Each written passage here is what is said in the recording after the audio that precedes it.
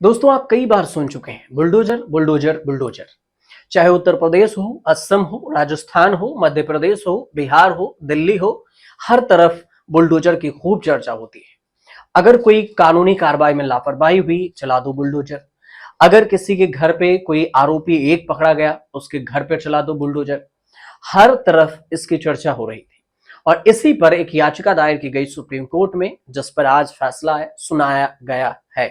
उसमें सुरक्षित रखा गया है फैसला, लेकिन कुछ टिप्पणी की है जिसका जिक्र करना जरूरी हो जाता है।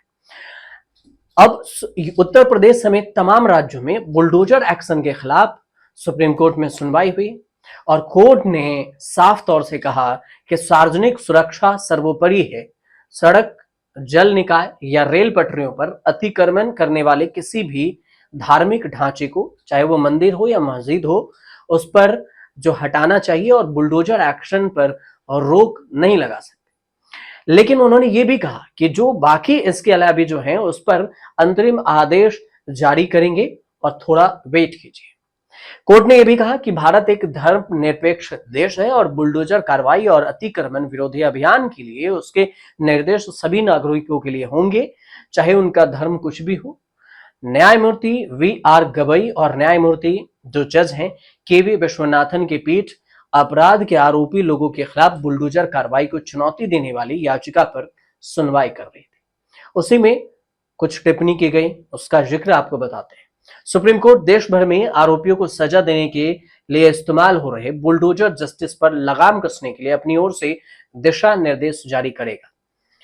यह दिशा निर्देश देश भर में लागू होंगे।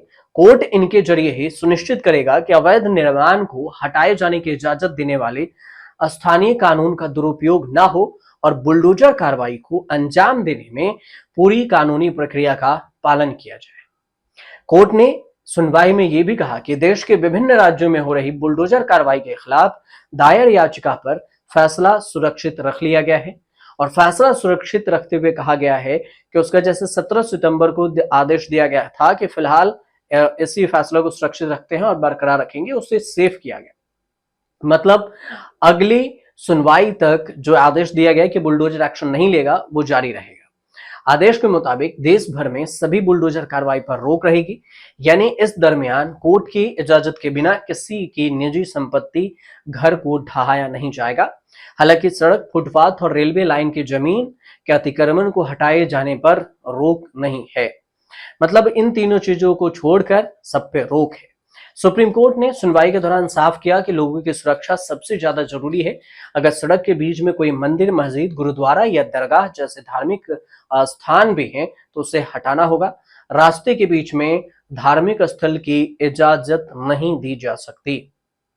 सुप्रीम कोर्ट ने साफ किया कि सजा के लिए बुलडोजर का इस्तेमाल नहीं हो सकता।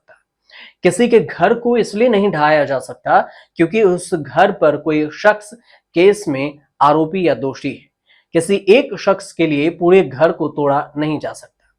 इस सुनवाई के दौरान सॉलिसिटर जनरल हैं एस.जी. तुषार मेहता ने सवाल उठाया कि यह कहना गलत होगा कि बुलडोजर कार्रवाई के जरिए सिर्फ धर्म विशेष के लोगों को टारगेट किया जा रहा है। कोर्ट के सामने चुनिंदा घटनाओं का हवाला देते हुए यह तस्वीर पेश करने की कोशिश की गई। ये सॉलिसिटर जनरल की तरफ से कहा गया। इस पर जस्टिस बी.आर. गवई हैं, उन्होंने उनकी अध्यक्षता वाली बेंच ने कहा कि हम सेकुलर देश में रहते हैं, जाहिर है कि हमारे दिशा निर्देश पूरे देश के लिए होंगे, हर एक धर्म को मानने वाले लोगों पर लागू होगा। हम पहले ही साफ कर चुके हैं कि अगर अतिक्रमण सड़क, फुटपाथ पर हो तो इसे हटाने से नहीं रोका जा सकता। अगर अतिक्रमण है तो उस पर कार्रवाई कानून के मुताबिक होनी चाहिए, अपने मन से नहीं। उसके मालिक के धर्म के आधार पर कानूनी कार्रवाई नहीं होगी, सबके लिए समान होगा। एस.जी. तुषार मेहता ने सुझाव कोर्ट में दिया और कोर्ट में सुनवाई के दौरान याचिकाकर्ता और राज्य सरकार की ओर से पेश हुए सॉलिसिटर जनरल तुषार मेहता ने अपनी ओर से दिशा निर्देश के लिए सुझाव भी रखे कि गाइडलाइंस जारी कीजिए। दिशा निर्देश एस.जी. तुषार मेहता का कहना हुआ कि म्युनिसिपल कानून के उल्लंघन के सूरत में अवैध निर्माण के मालिक को रजिस्टर्ड डाक से नोटिस भेजा जाना चाहिए। इसके लिए 10 दिन तक का वक्त मिलना चाहिए। सिर्फ प्रॉपर्टी पर नोटिस चस्पा किया जाना काफी नहीं है, मतलब उसके घर पर एक नोटिस चिपका दिया जाना ही काफी नहीं। सॉलिसिटर जनरल तुषार मेहता ने यह भी कहा कि मेरी चिंता है कि सुप्रीम कोर्ट की गाइडलाइंस बनाते समय इस बात का ध्यान रखा जाए कि इसका फायदा अवैध निर्माण करने वाले बिल्डर और दूसरे लोग न उठा लें।